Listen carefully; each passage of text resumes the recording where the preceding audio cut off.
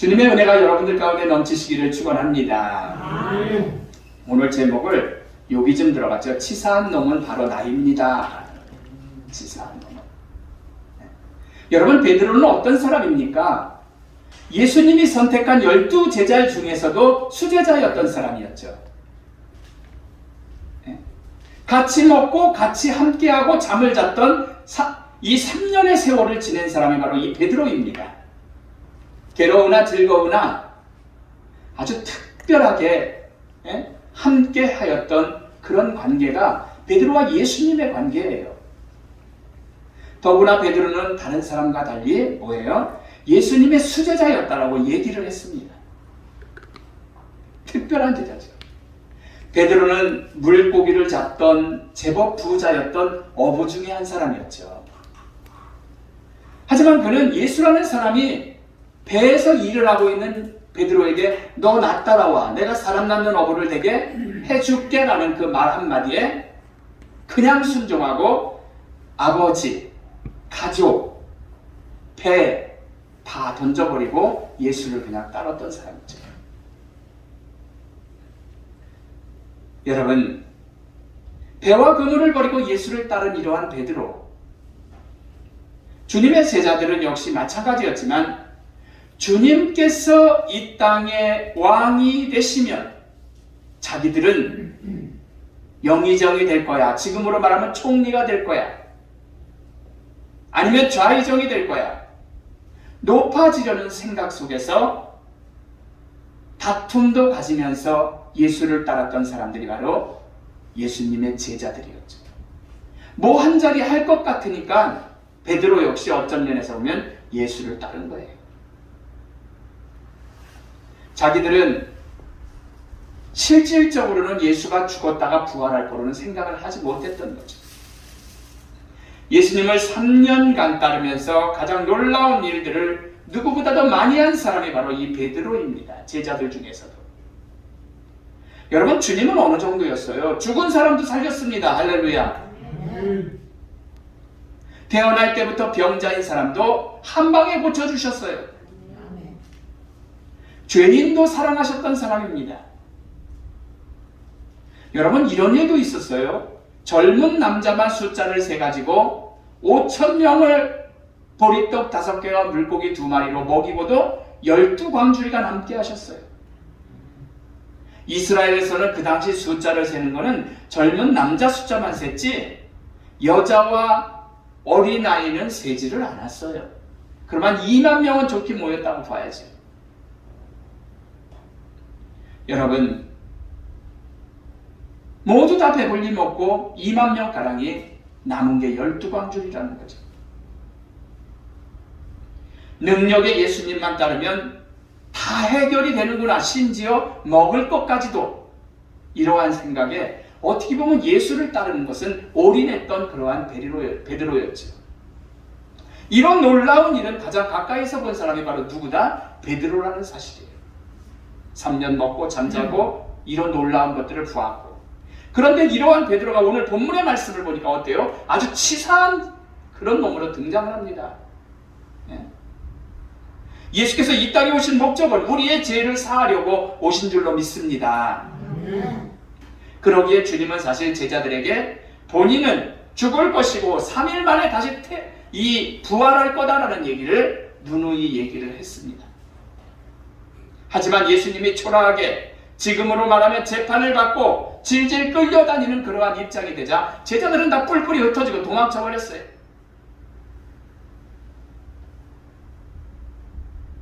오늘 14장 50절의 말씀이죠. 이런 재밌는 일도 있네요. 어떤 사람은 얇은 이불 같은 거를 덮어쓰고 예수를 따르다가 예수의 제자인 게 발각될 것 같으니까 안에는 속옷도 안 입었는지 몰라도 그 혼이불을 던져버리고 도망가느라고 벌거벗은 채로 도망갔다라고 성경이 말하고 있어요. 여러분,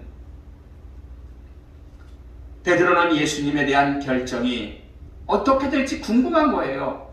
이 사람이 진짜 우리 스승이 죽을 건가? 재판의 결과는 어떻게 나올 건가? 잘못한 게 일단은 없거든요. 그래서 예수님을 궁금한 나머지 먼 발치에서 슬슬 따라가는 거였죠. 그리고 염려하는 거예요. 누가 내가 예수와 함께 있었던 것을 혹시라도 기억하진 못할까? 66절을 여러분 봅니다.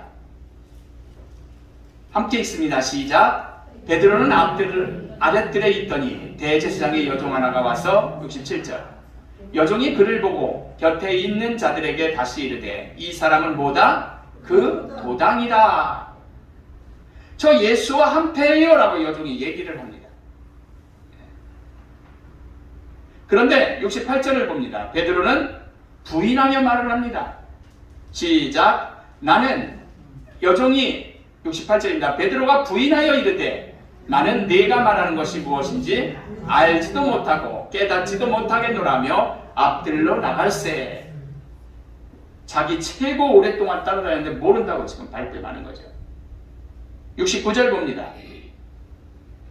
읽습니다. 시작. 여종이 그를 보고 곁에 서 있는 자들에게 이르되 이 사람은 그 도당이라 하되 또 걸려서 얘기를 듣는 거죠. 70절 말씀을 봅니다.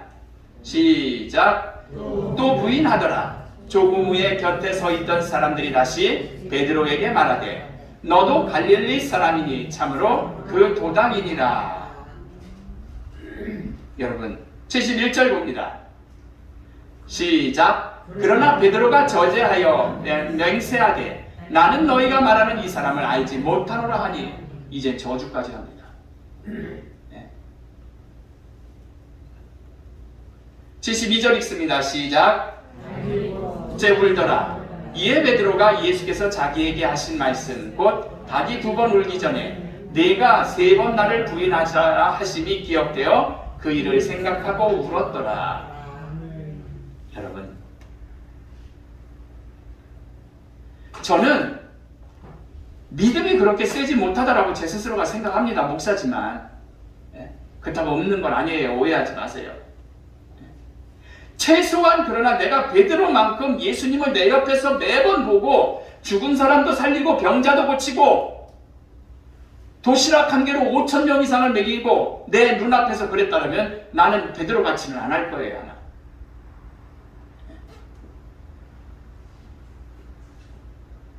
여러분, 일개 나라의 왕이 아닌 만왕의 왕이신 분이 이미 들었기 때문에 베드로처럼 저는 절대로 부인은 안 할 거라는 얘기죠. 이러한 베드로는 양심은 있어서 울음을 터뜨렸습니다. 그러나 그 순간도 두렵고 무서워서 아주 치사한 행동을 하는 거잖아요. 얼마나 치사합니까 그게. 죽을 것 같으니까 모른다라고 하면서 저주까지 하잖아요. 인간이 어떻게 이럴 수가 있냐라는 거죠. 우리나라만 보더라도 예수를 직접 만나지 않은 사람들, 우리나라 예수 만난 사람이 어디 있어요? 영적으로 만남을 말고 직접 이렇게 만난 사람이 진짜 살아있는 예수를 보진 않았잖아요. 만져보지도 않았잖아요. 그러나 천주교와 개신교를 통해서 예수를 믿는다는 이유로 새남터 성당 있는 데서 목이 잘려 죽은 사람들이 얼마나 많냐는 거죠. 예수를 믿는다라는 이유만으로 고문을 받고 처형당한 사람들이 얼마나 많냐는 거죠. 아니 우리나라도 이런 사람들이 있는데 베드로가 얼마나 치사한 행동을 한 겁니까? 지난주 설교에 등장한 야곱과 에서를 보시기 바라요. 이 팥죽 한 그릇에 장자권을 뺏어버리는 그러한 야비함, 치사함도 우리가 볼 수가 있었지요. 누가복음 17장 11절부터 19절을 보면 주님께서 10명의 문둥병, 나병이라고 하죠. 나병 환자를 고쳐주셨거든요. 제사장에게 가서 보이라 라고 하는데 나병은 문둥병이라고 하는데 나병은 어떠냐면은 그 당시에는 저주받은 병이라고 해서 나한 자들이 길거리로 오면은 돌멩이를 가지고 집어던져서 죽여도 할 말이 없는 병이었습니다. 그러니까 그 사람들끼리 산속에서 살고 혹시 거리로 나오면 나는 부정하다 라고 하면서 걸어가야 되거든요. 그래서 제사장이 딱 봤을 때 너는 이제 병자 아니야 라는 것을 이야기하면 그때부터 자유로운 사람이 되는 거군요. 예수께 10명이 찾아왔는데 주님께서 너 가서 제사장에게 니네 몸을 보여라 하니까 가던 길에 다 났단 말이에요. 근데 난 사람 중에서 한 명만 와가지고 주님께 감사하는 거예요. 나머지는 다 제사장에게 그냥 가버리고. 여러분, 이 9명 얼마나 치사해요. 진짜 고쳐준 사람에게 먼저 와서 인사를 하고 제사장에게 가서 다시 판단을 받아야 될 거 아니었습니까? 여러분, 이러한 치사한 사람들, 성경만 보아도 주님을 직접 만났고 직접 치유를 받고 한 그러한 큰 일을 해결을 해주시는 것을 경험하고 보았음에도 불구하고 인사 한마디 없이 떠나버린 사람들이 얼마나 많은지 몰라요. 참 치사하죠. 근데 예수를 믿는다고 하는 우리들의 모습은 어떤지 여러분들 생각해 보세요. 왜 성경에 있는 그러한 사람들만 치사하고 나쁜 놈이네라고 얘기를 해? 우리는 얼마나 그러면 예수를 부인하거나 그러지 않았냐라는 거죠. 베드로를 욕할 자격은 있는지, 나 환자 9명을 욕하면서 손가락질할 자격은 과연 우리가 가지고 있냐라는 말입니다. 그 베드로는 예수 부인과 저주는 바로 우리들의 모습과 다를 것도 없어요. 우리 역시 엄청난 사랑을 받았음에도 불구하고 예수님을 따르기는 고사하고 심지어 예수를 버리는 사람, 내 등 뒤로 주머니 속에 감춰버리는 사람들이 얼마나 많냐라는 거죠.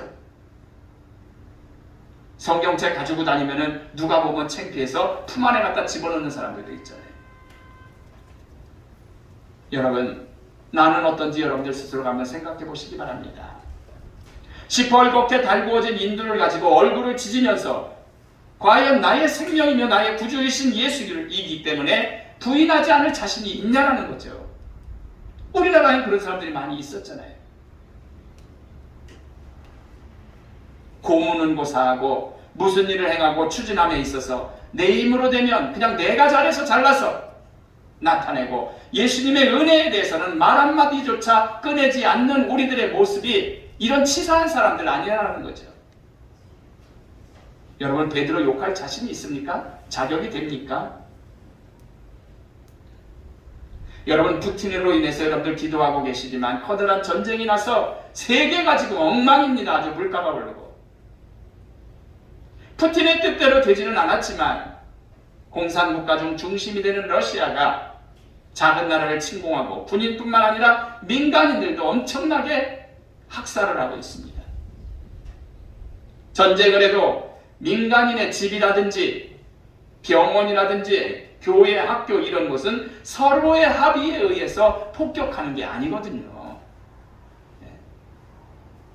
그러나 러시아는 치사하게 실이 민간인들을 닥치는 대로 해하는 그러한 모습을 보이고 있습니다. 이런 모습이 바로 우리 인간의 모습이기 때문에 과연 우리는 베드로에게 손가락질할 수 있을까? 치사한 놈이라고. 우리 주님은 나를 위해서 천국 하늘 보좌를 버리시고 이 땅에 오셨습니다. 할렐루야. 나 그분 때문에 사는 거예요. 대신 죽어주셨으니까. 그리고 아무 흠도 티도 없으신 그분이 나를 위해서 흉악범들만 사형시키는 십자가에 달려서 죽으셨단 말이에요. 그런데 우리는 이러한 주님을 외면해버립니다. 애들 말로 쌩까버리는 거예요. 그냥. 형식적 헌신만 하고 있는 것, 우리의 모습이 아닐 수 없어요. 결론적으로 말씀을 드리고 마칩니다. 나를 위해서 십자가에 달려 처형당하신 구주 예수님의 은혜를 잊지 마시기를 축원합니다. 내가 그분으로 말미암아 천국의 자녀가 됨을 기억하고 주님 앞에 충성하시기를 축원합니다. 세상에 이렇게 큰 은혜를 입었음에도 불구하고 부인한다면 가장 치사한 인간인 거예요. 네?